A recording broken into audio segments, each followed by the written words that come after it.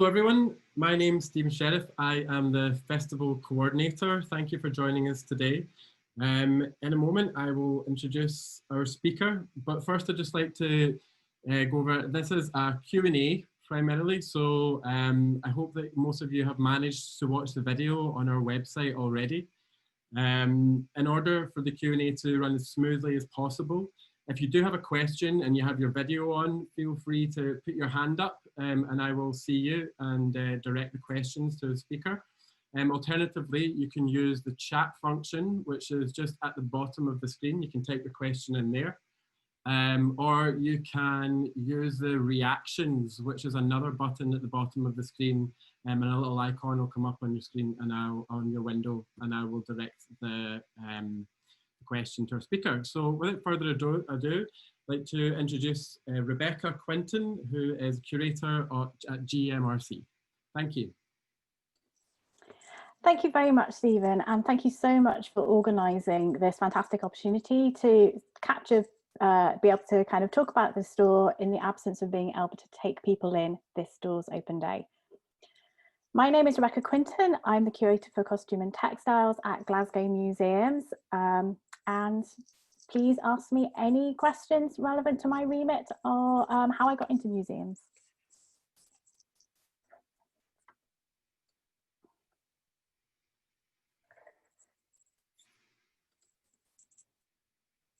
Anybody got any questions at the moment? Rebecca, maybe you could just start off by telling us a little bit about your work at Glasgow Museums Resource Centre. Yes, so I'm a curator for Glasgow Museums, and my job as a curator is to look after Glasgow Museum's European Costume and Textile collection and the textiles in the Borough collection. That job includes cataloguing them, improving the catalogue, researching them, upgrading the storage of the collection to make sure it meets modern conservation standards, and we're trying to also make it accessible so that other staff members feel confident about coming in, accessing the collection to use for workshops, learning and access programs, open museum programs, and for students when they come and book appointments. I will then also turn that research into blog posts, online catalogue entries for our Navigator, which is our online database, exhibitions, and if we're very lucky and have pennies, publications as well. I also answer public inquiries about items in the collection. We don't tend to answer inquiries about objects outside the collection because that's get quite tricky in terms of ethics, and we don't want to be seen to be kind of giving incorrect information or information that could be used on the financial side of things. But I can answer inquiries about objects in Glasgow Museum's collections. At the moment, I'm in a bit of a management role, which means that under normal circumstances, I spend far too much time in meetings.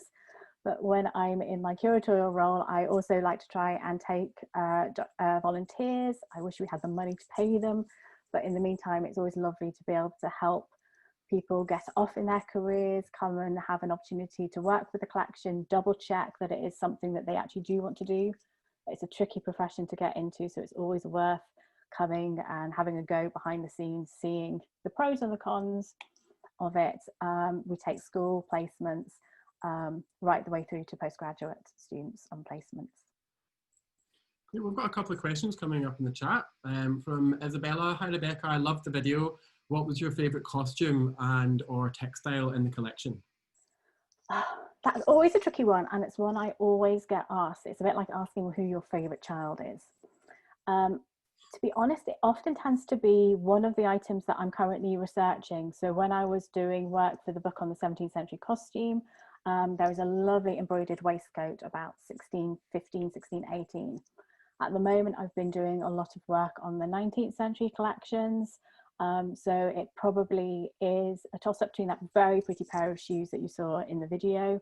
And there's a couple of other really lovely dresses that we haven't yet got photographed, but have got really interesting stories either about their makers or the people who made them.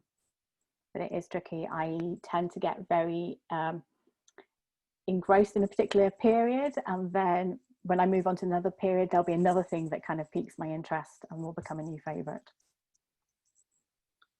Great. from Jonathan. It was great to see your lovely stores in the video. How does storage feed into deciding what to collect now and in the future? It does. We haven't been doing a huge amount of collecting in recent years because we'd actually run out of space in the previous stores. So I'm hoping now that we've moved into that, that will enable us to start looking at doing more contemporary collecting and increasing diversity in the collection. The storage requirements do have a bearing on what we take. So we try and take things that are in good condition, or if they're falling apart, it's part of their biography.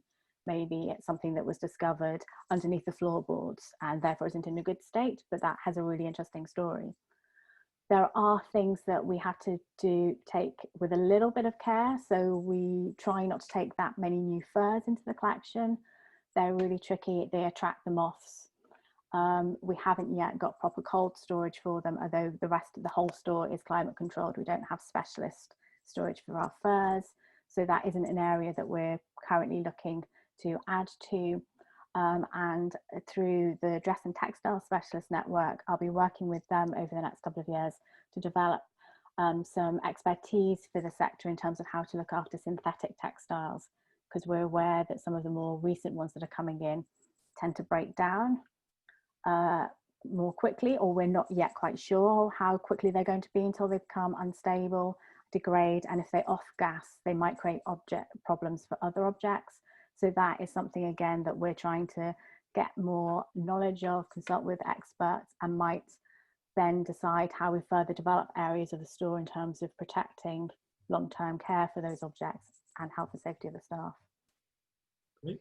Relating to that, actually, Lynn is interested to know how you store the fans that are in the collection.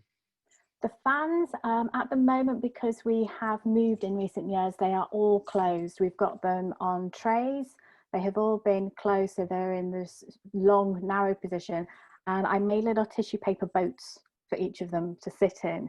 And those that had maybe slightly precarious sticks and guards that were beginning to show some signs of wear and tear, we tied up and put notes on them saying they were extremely fragile.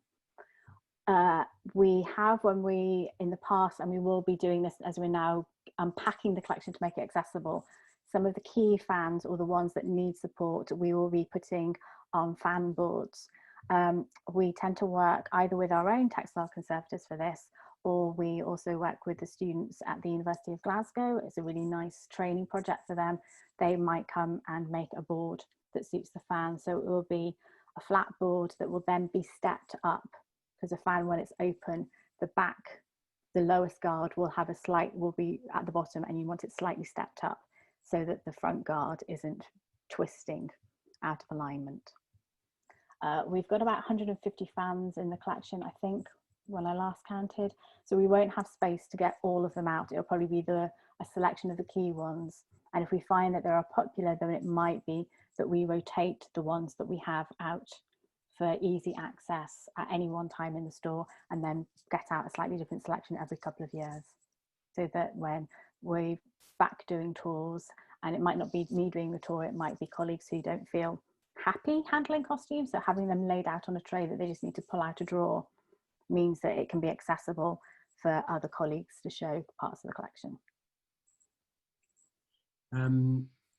Got a question from Lynn. Are there any costume or textile exhibitions planned for the future, or is the current situation making things more difficult? At the moment, the current situation is making it slightly more difficult, and our majority of our resources are geared towards the Borough project, which will be including a representative selection of the objects going out on display. So our textile conservators are busy supporting, putting all the supports back on the tapestries, making mounts for the needlework. We are beginning to start putting in plans at the beginning, starting to do the very prototype planning for changing some of the smaller displays that are in Kelvin Grove and in Riverside. And once we feel that we're getting that back on track in terms of our permanent displays for our regular visitors, then we'll start to look at another big exhibition. I know we've got a couple of good ideas internally, but at the moment we've still got quite a bit of internal kind of permanent displays that we need to do a bit of TLC for. From J Lightbody, I can imagine lots of your items are very popular with visitors and researchers. Do you have to limit access to particular items in order to preserve them? Not yet. The collection has been accessible in parts when it was in temporary storage at the Borough. It's only in the last couple of years that it has moved to GMRC and we've been able to make more of it accessible to the collection. It is still a relatively underknown collection, so we haven't got any pieces that are being asked to come out again and again and again. We do log when they come out on our collections management database, so if there are ones that do, then we might need to start doing it, but at the moment we haven't had to do that. It's been quite a nice even spread of interest in the collection. Kate would like ask if you can discuss how you approach categorization and cataloguing. Oh yes, this is such a delightful area. For the costume collection, there are some existing terminologies I use. So for the very, very basic object name, I use the icon vocabulary of costume and textile terms, which is available in English, French and German. And that tells me that I'm going to call something a pullover rather than a sweater. And it goes into dress, skirts, bodices. It was it's a really nice system. It does have a couple of drawbacks. It was developed in the 1970s. It doesn't quite seem to cope particularly well for women wearing trouser suits. So in-house, we have got guidelines where we say, look at the men's and the women's. And I've been working with colleagues in terms of gender. How do we start cataloguing LGBTQI? Is it relevant when it comes to the clothing, or do we put it in the person biography? So we are beginning to also look at how do we catalogue in terms of religion, people of colour, and sexuality, gender. At the moment, if it's relevant to the object, it has gone in the object catalogue. So if it's a wedding dress and I found the denomination of the wedding, it will go in the catalogue for the wedding dress. If it's just something that happened to be worn by somebody who is gay, then we might put their sexuality in the people biography, but not necessarily in all the objects, because their clothing might not always signify their sexual orientation.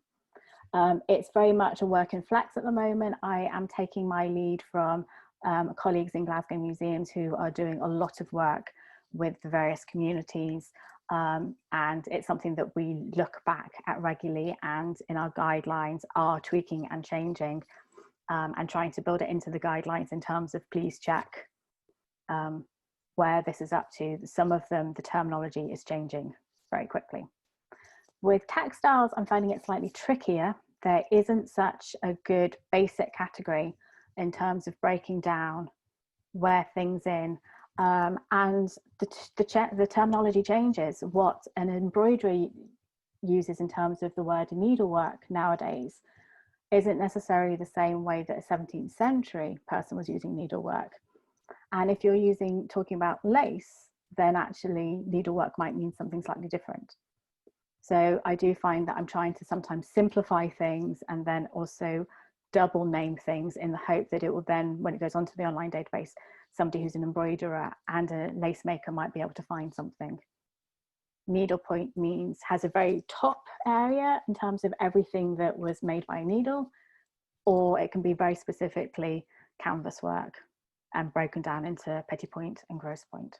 So trying to find something that suits a specialist audience in all of these different niche fields, lace, embroidery, dress, textiles, and something that also just works for more general people who've got a wider interest and a specialist in other areas. It's always tricky getting that balance.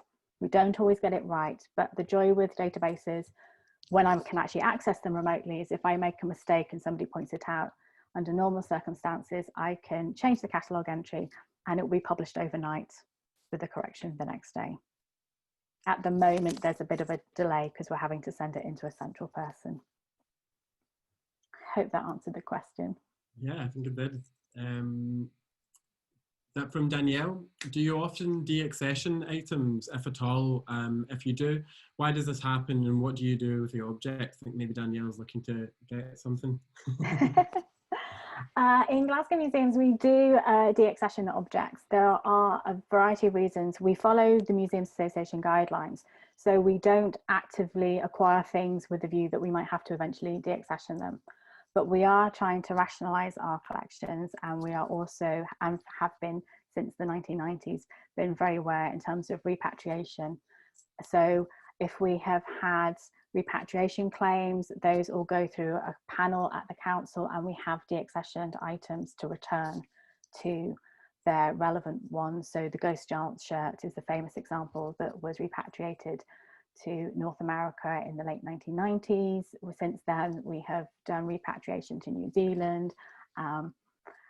The other area in particular that we look at is sometimes, and I think it's going to come up in the future with synthetics, is if something has become so degraded that you're looking at something that is either off-gassing and causing health and safety issues for staff or for other objects.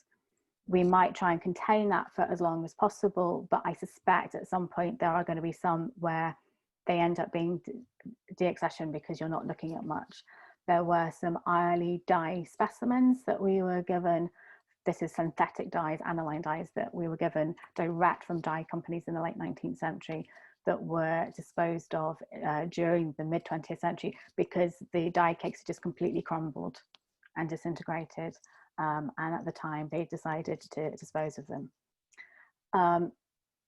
We also at the moment have been going through a lot of backlog of items that have been left with the collection or through our education and handling collection, and we're deciding to either accession them or dispose of them. These are items that haven't yet been officially accessioned into the collection. These, when we dispose of them, they get offered first of all to local costume collections. If it's an Edinburgh wedding dress that we haven't accessioned, I will offer it to Edinburgh City Council. If it's for Ayrshire, I will offer it, and quite often it will be accepted by Dalgarvan Mill of Country Life and Costume. So we follow Museums Association guidelines and will always offer to another registered museum first. On a couple of times when we've had additional things, so for the Commonwealth Games, we had acquired duplicate numbers of outfits and then it kept the one that we managed to get a matching provenance. Other ones were offered to other collections and some were offered to the University of Glasgow in terms of teaching about tartan. So we had additional lengths of the Commonwealth Games tartan and some of those went to the university for their teaching collections. From Lucy James. Hi Lucy. I went to the Mary Quant exhibition at the V&A last year, now in Dundee I think, and was struck by how women had loved and treasured their Mary Quant dress and sometimes even passed it on to their daughters. Do you know much about the people who wore the clothes you look after and what their relationships were with these items? Quite often in the past we haven't. A lot of dress collections started off being collected because of the aesthetic quality of the garment.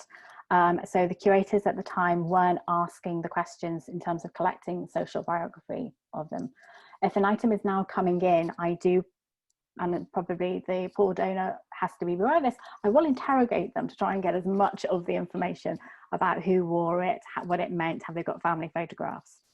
But there is a huge gap of things that we don't know because they came in. Or the most frustrating one is where the letters that we've got in the object file says this was worn by my grandmother, but it doesn't say whether it's the maternal or the paternal grandfather.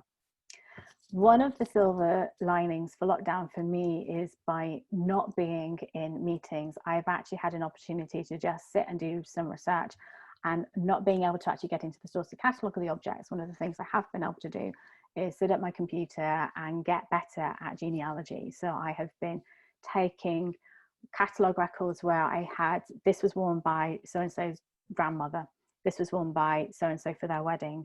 And I've been going back through ancestry on Scotland's people, going through 19th century newspapers to try and see if I can actually find out more about these people. That often gives me hard facts, so I might find when they were born, when they were married, when they died, where they were on the census, but you do lose those smaller stories. So certainly new stuff coming in, I will try and capture anecdotal evidence as well as the hard and fast facts, because that is one of the things that we find our visitors really are interested in. The art students and the art historians and people who are interested in how beautiful things look like, and the dressmakers will always be interested in the items. But in terms of trying to widen it out to wider communities, and social historians and economic historians trying to find out who the people were that made it, that wore it, is so important. And I get really excited by able to put it all together, make the connections.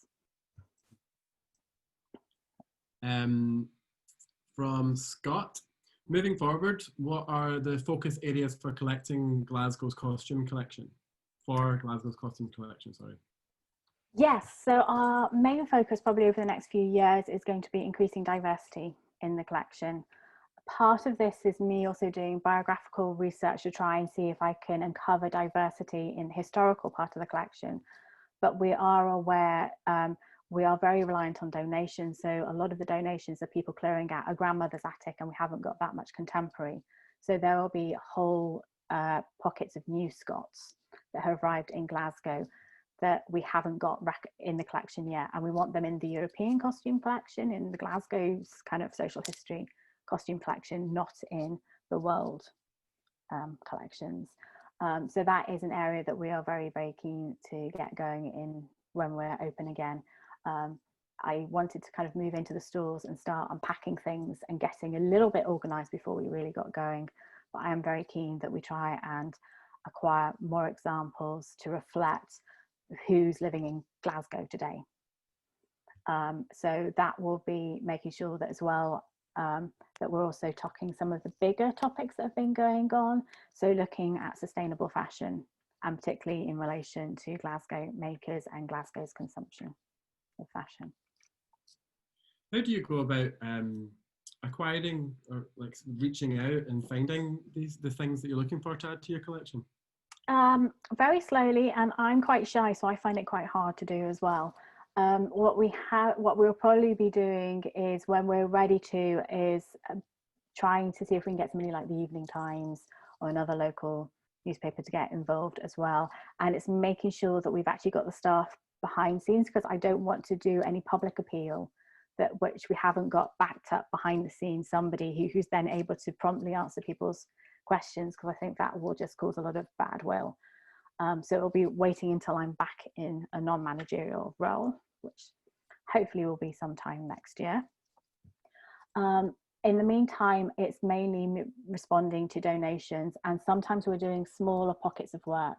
So colleagues in the social history collection have been working, they did an exhibition called Glasgow Reagents, working with colourful heritage, and we're now in discussions with some of the people who are involved in that group in terms of them coming in. So part of it is using groups that we've been working with, but I'm aware that there will be the individuals, the groups that we're not work with, so it would be nice to do public appeal.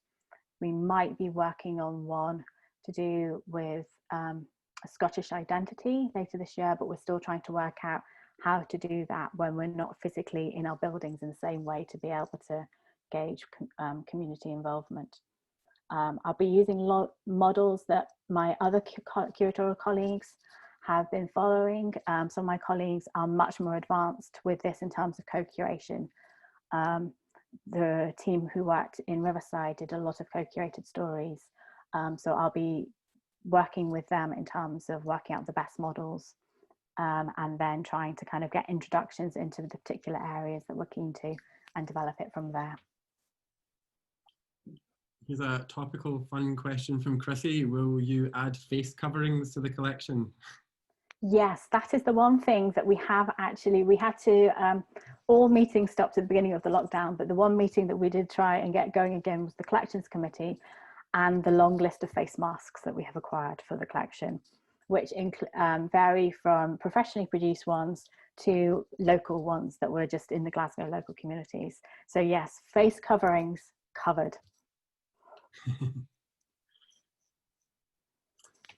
From Luis, what item or category of textile would you love to put in the spotlight more, but environmental factors don't allow it? Ooh, Oh, I suppose actually in Glasgow, it is always the tricky thing with the Glasgow style textiles. It's interesting because quite often you tend to think that the oldest items are often going to be the trickiest and be the most problematic to display. But we find the good quality medieval textiles that survive were often made using the richest silks and dyes available. And so they're in relatively good collection, and they're not as fugitive as some of the early 20th century things.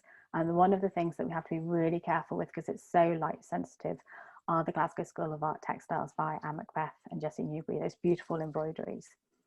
So that is something that, as a Glasgow institution, it would be lovely to have those out on permanent display, but we are aware that if we want them to be there for our grandchildren, great-grandchildren, we have to be very, very careful and only allow a few out each time. And I think with that having such a relevance to the city, that is always the tricky one for us. This is related, I think, from Craig. If I remember correctly, all items in the collection are post 1600. From which pre-1600 era would you most like to receive items and add to the collection? Yes, well, we do have a few pre-1600 partial items. They tend to be classified in the archaeology collection, so it might be the occasional sock or a fragment. Within my remit, out with a few medieval chasubles and sack fragments, most of it tends to be about 1600 onwards. Basically, everything pre-1600 is so rare. If you've got it, I'll take it. They are very, very rare. Textiles were so expensive. They were recut, they were reused, recycled. To have something that predates that it would be very, very special. And yeah, and will be highly sought after by any museum collection. From Erin French, what recommendations do you have for someone interested in a career as a dress and textiles curator? Okay, sit down, have a think about it, because it is a very tricky profession to get into, and I don't see it getting any better at the moment. I came through the fairly traditional route. So I did my English degree, and that's when I realised that actually I wanted to go into museums. I applied then to do a museum studies qualification.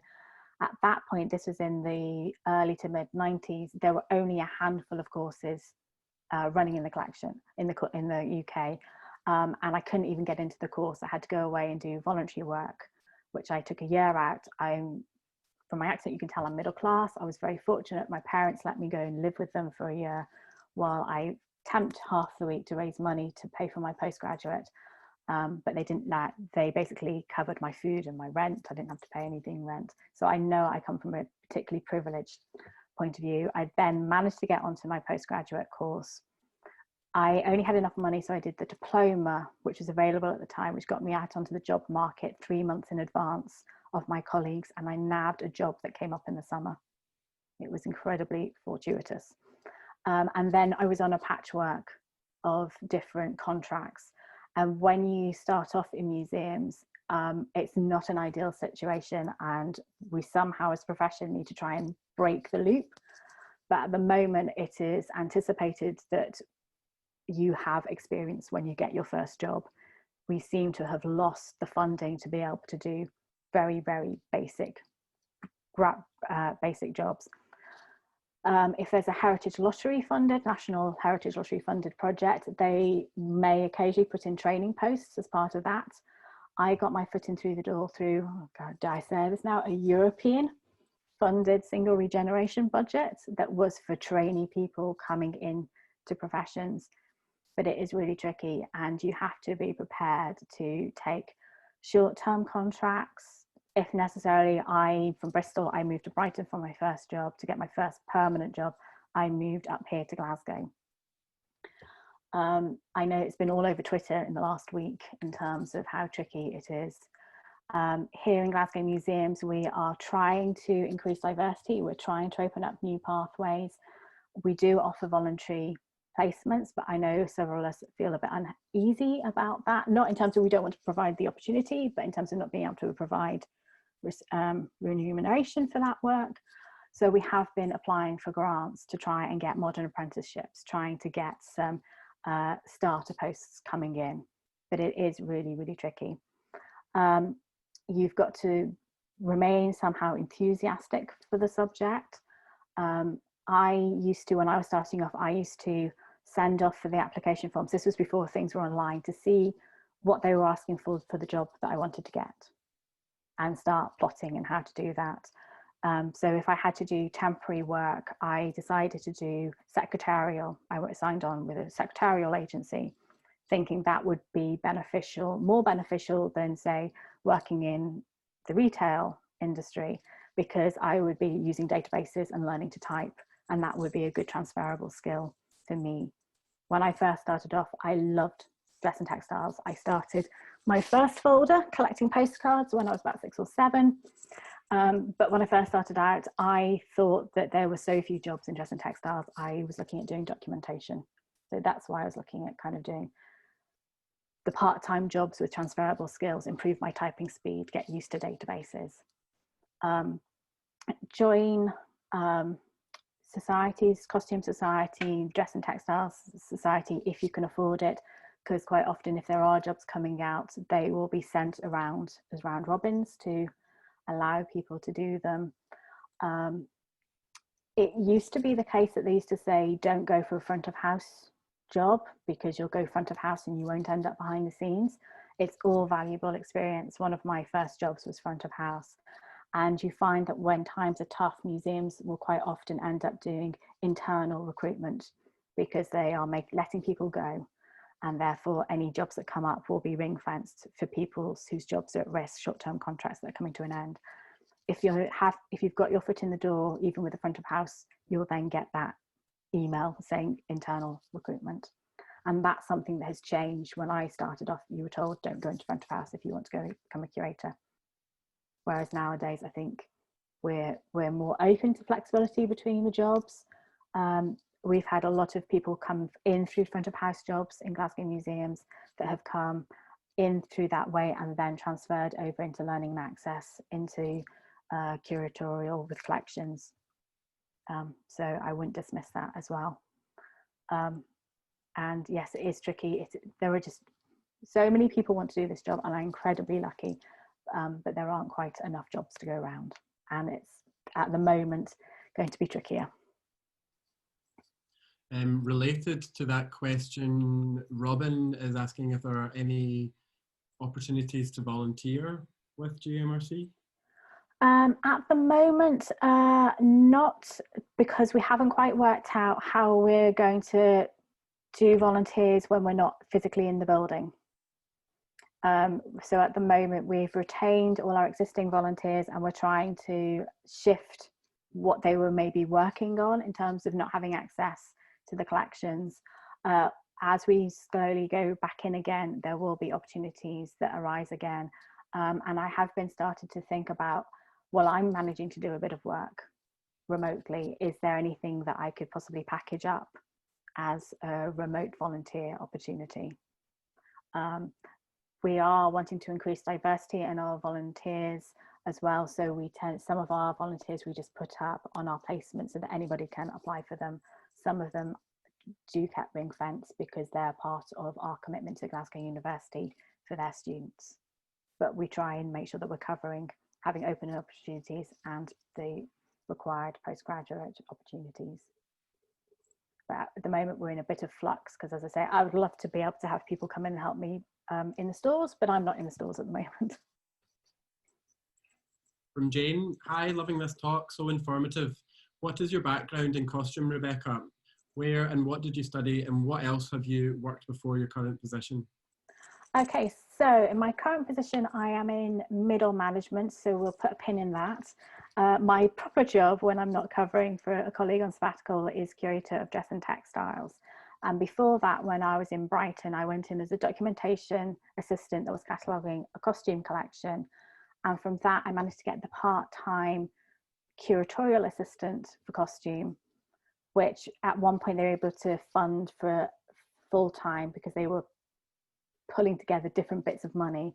And that was why we were working on developing the new fashion and style gallery that was at Brighton Museum.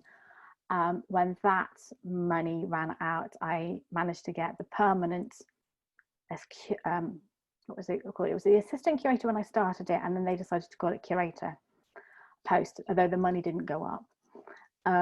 And with that, I was also the curator of digitization. So that was using my database skills, and we were looking at publishing the collection online. My first degree was in English. I had briefly considered becoming an engineer and then decided that Hewlett-Packard was too barren and British aerospace was too cold.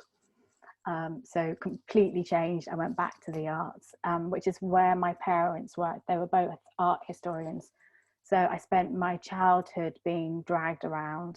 Actually, I wasn't dragged, I enjoyed it. Going around the National Gallery and country houses, and I just started collecting postcards of portraits. And actually, as I'm at home, I can show you. I started these when I was 7.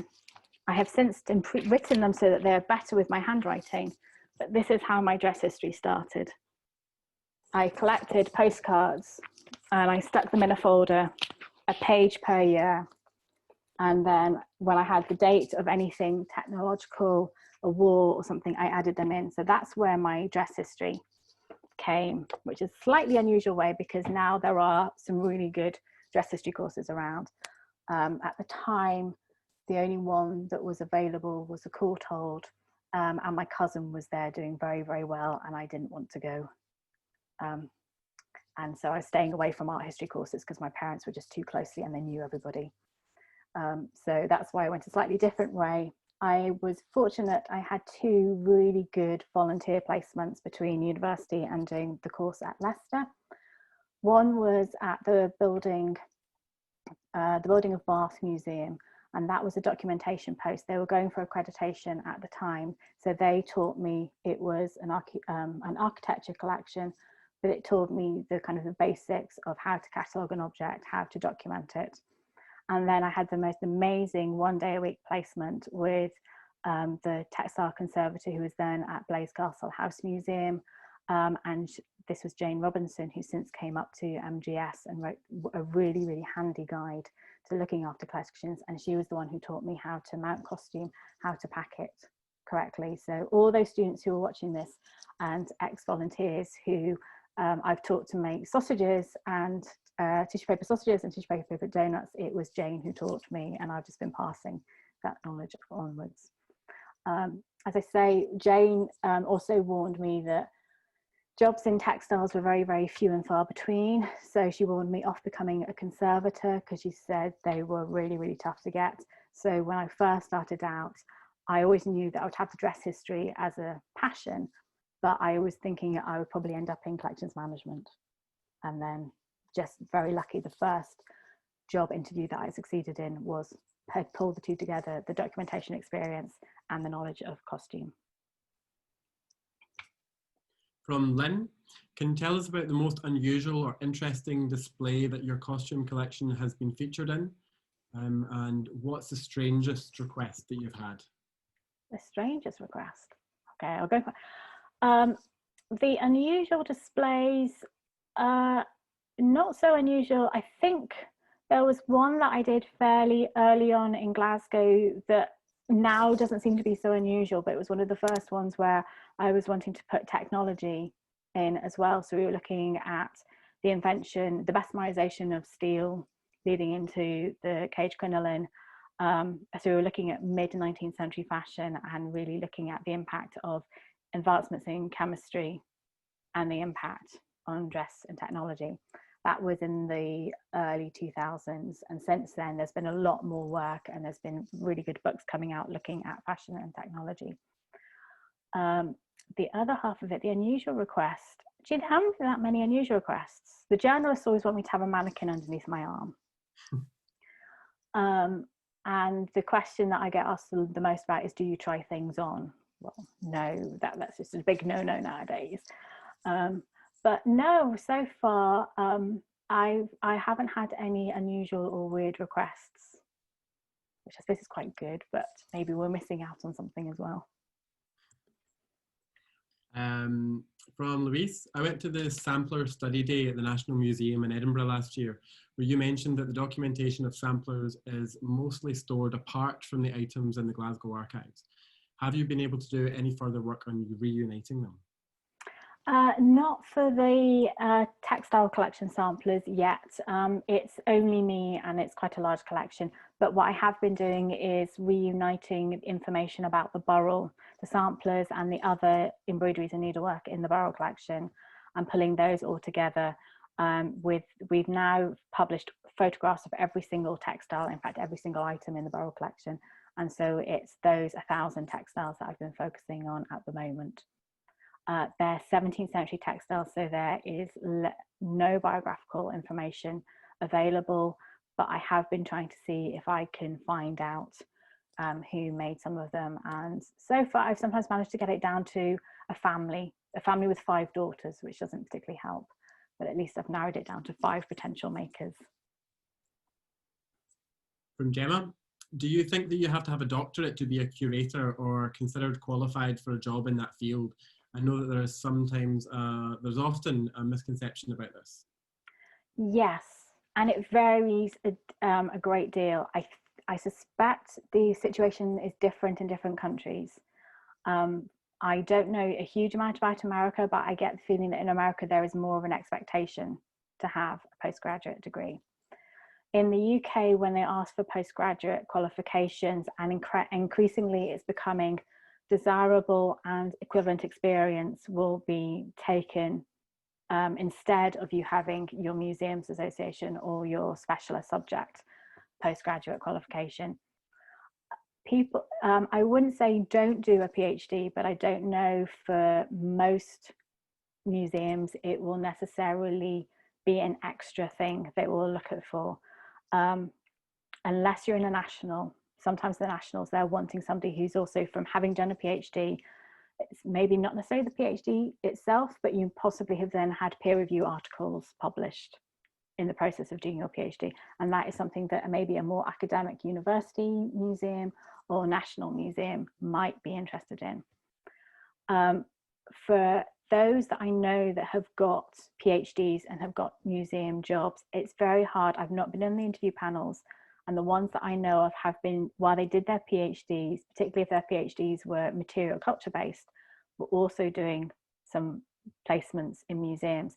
And I have no idea when it came down to it, whether it was the placement they did during their PhD that counted as opposed to the PhD. So I wouldn't say it's something that you have to do, but I wouldn't say don't go and do it. If it's something that you love and the funding is there, then any knowledge is going to be a benefit, but it's not the only route in. A PhD will make you a specialist in a tiny area, and there are museums where they are able to specialise that much. My remit in Glasgow Museums covers 1250 to the present day, dress and textiles. That's too wide for a PhD, so I don't think it was necessary for me to have got this job. But if you're going into a very specialist curatorial remit, it might be something that can help. We're coming to the end of the questions that have been written in the chat. So if anyone else has a question, I'd encourage you to write that in, or if you'd like to unmute yourself and speak to Rebecca, then please just give us a wave. From Lucy, what are the challenges of digitizing textiles and clothes, and how do you overcome them? The challenges of digitizing textiles, less so textiles, they tend to be flat, and our photographers, most photographers are happier photographing flat things. If they're in a museum and they've been photographing bigger collections, they're more likely to have photographed most of the fine art collection. So therefore, photographing more flat things, print samplers of the same size as prints, they've got the setup, copy stands, they've got it. Photographing other things is trickier. So accessories, they're not too bad. Like a vase, we can put them on a table. It's the costumes, it's the dresses that are an absolute are tricky. We are just doing a trial with some of our inventory staff at the moment at having a go at photographing them not mounted on mannequins, because that would slow it down a lot, and they feel that they haven't got the skills to mount costumes. So we've been having a go at lying them flat, so they look almost like a fashion flat, and photographing it. But it is tricky. I'm very envious of other parts of the collections that have had a lot of photography done. And when you look at it, so the practicalities, it's often a vase you can take off, unpack, take off a shelf, put on a small setup, photograph it, next one. They keep their shape. Costume doesn't do that, so it is tricky to do. Every time we put on something on display, I try, it doesn't always happen, I always put in the photo rec to take advantage. So the beautiful photographs that you saw in the video were things that were on display in either the Century of Style exhibition, or maybe you went out on loan and we got photographed then. But it does mean that the costume collection is one of the under photographed parts of the collection. I'm hoping the fashion flats will work. We also, when we did the Century of Style, we tried to make reusable underpinnings. So instead of padding the mannequins out, we made Foss-ship padded corsets in the hope that they could be reused. So if you had a donation that was one woman, that we could then maybe use that set of underpinnings for other things from that woman when she was the same size. And the crinolines could then be used. So an 1860s skirt, we've got 3 sizes of cage crinolines. That might help us then photograph 1860s dresses.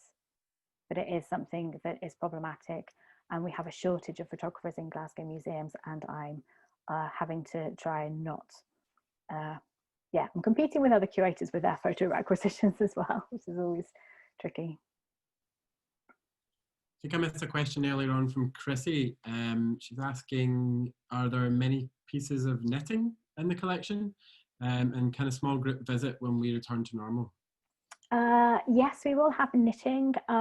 Not a huge amount historically. There's a lovely knitted jacket in the Burrell collection, but we certainly have more for the 20th century. When we are reopening to groups, then that is something that we can try and set up. I haven't recatalogued a lot of it yet, but that would give me the opportunity to try and get some more catalogued. From Lynn, after the sampler day mentioned earlier, I came as part of a group to see the plain sewing samplers in the GMRC. The large teaching aid is fascinating. Apparently it was placed on a wooden frame in front of the class. Do you have one of these frames? I don't know. We have a variety of different frames. We've got some huge ones that my textile, Helen Hughes, one of our textile conservators, got for fitting the banners. It is something that we are trying to actually build into the stores, is having some of the mechanical aids that we need to try and show off some of the items. So if we haven't, that's probably something for us to put on our list. We're discovering as we move that we've found some more props that were there from way back that were hidden at the back of stores, inaccessible because we had more objects in front of them, but we have found some aids, but we also need to try and get better. I would have ideally also loved to have a hoist put in the store for being able to show quilts and large textiles. Here's a question from Jane. What kind of databases do you use in your work? Is there any way to study these and gain some understanding of these before gaining work in the field? Oh, that's quite tricky because most museums will be running one database behind the scenes, because we've got a lot of confidential information in there. So donors' names we keep confidential under GDPR until a certain date. We've also got locations and valuations. So we don't, what the people see on our online database is a surrogate database and not the one that we see behind the scenes. In Glasgow Museums, we use MIMSI, which is run by Axial, who also do EMU. If you go onto their website, you might find that there are screenshots, and they might even have small videos that show you how those databases work. Most of the databases that museums now work are relational databases. So that means that you can have a group of records that relate to the object, and then they can link to other groups of records, such as donors, makers, exhibitions. and link in between them all. So you don't have to repeat who the maker's information is in every single object file. You can link to them. Most of them, if you get your head around how a database works, they might superficially look quite different because of the skim, the design that's been put over the top, but the fundamental system of how they work is probably quite similar between a lot of the museum databases nowadays. Where they do vary, it's whether you're working for a museum that maybe only has art collections, so they can very much tailor a database to the fields that art collections will work. Glasgow Museums, we've had to go for a database that works across art collections, technology collections, and natural history collections. And that's where they can sometimes struggle a little bit, just because all the different curators need different things, and we need to have a database that can cover every particular search. I hope that helps explain. From Kate, what is on your wish list? What would you most like to add to the collection? Is there an item from history that you would love to? Well, at the moment, because we managed to acquire a lovely painting of Lord Montgomery by John Michael Wright, so we are looking at the tartan in the collection. So obviously Alexander McQueen is at the top of the list, probably Widows of Culloden, because we've got a Culloden jacket. And alongside that, I'd love to get a Charles Jeffrey to represent modern tartan going onto London catwalks, and in particular his is a gender fluid collection, and I find that really interesting, particularly in terms of Highland dress. Historically, anything actually that's got a good story. We're missing diversity, so it would be nice to get some more. I'm slowly working my way through all the 19th century wedding dresses, and I still haven't found a Jewish bride. I'd like to have a Jewish bride. And we haven't got any mothers-in-law. People always give the wedding dresses, and I think we're missing some mothers of the bride hats in the collection. But it is tricky, because it's finding something that has a good story. If we want to get something out onto display, it is having something that has got those connections. So anything that comes with a story that makes you think, oh, that's something that we want in the collection. From Louise again, thank you for answering all these questions. Does the collection also include textile making and processing items like needles, embroidery frames, scissors, patterns, etc.? We have some of those. So some of them are actually split into our technology collection. So in our technology collection, we have got looms, sewing machines, knitting frames. In the textile collection, we have got lace making equipment, bobbins, bobbin lace cushions. I'm not so sure that if we've got anything good for needle lace.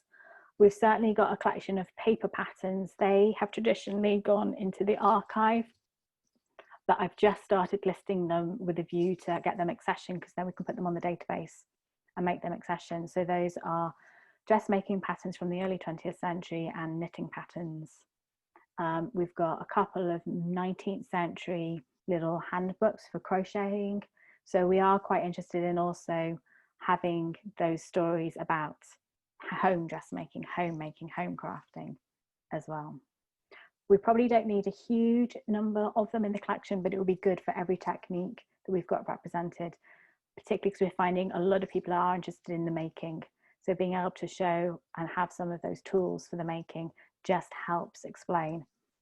If you're trying to explain to colleagues, and actually it's often my internal colleagues that have the most difficulties trying to explain the difference between embroidery and tapestry, and then when you get down to it, lace making techniques. So having the tools makes it much easier to explain how things are made. We've got time for these last two questions. Are more women than men specialists or curators of textile histories? That's from Eve. Yes, very much so at the moment. Don't see why, but I'm sure if we manage to get more military historians into the fold in terms of military history, we would even it out. But it is at the moment a more female dominated specialism. That's not to say that there's some fantastic male curators out there. And the last question is from Scott. If money and resources were no object or option, what would your perfect costume exhibition be? Oh, that's tricky. Where would you start?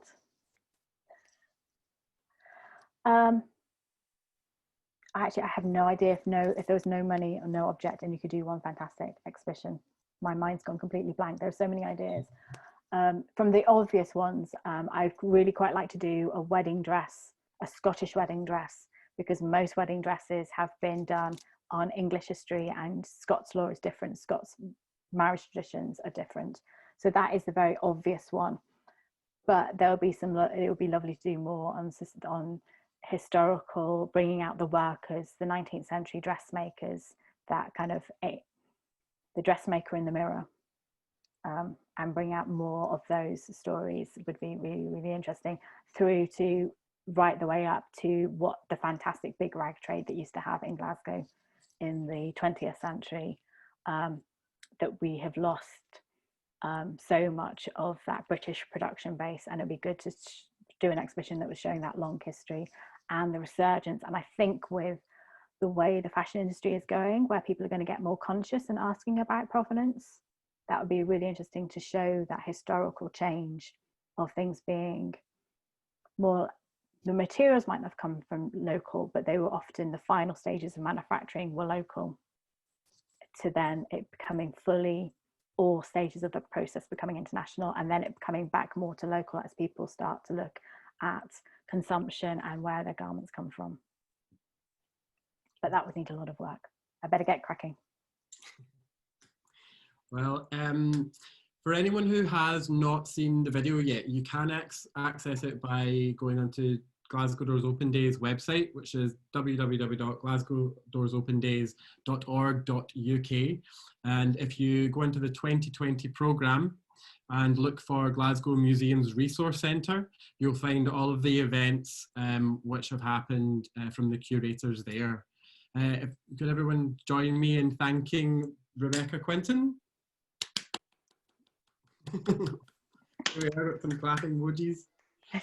And thank you to everyone for joining us today. Thank you. Bye-bye. Thank you very much.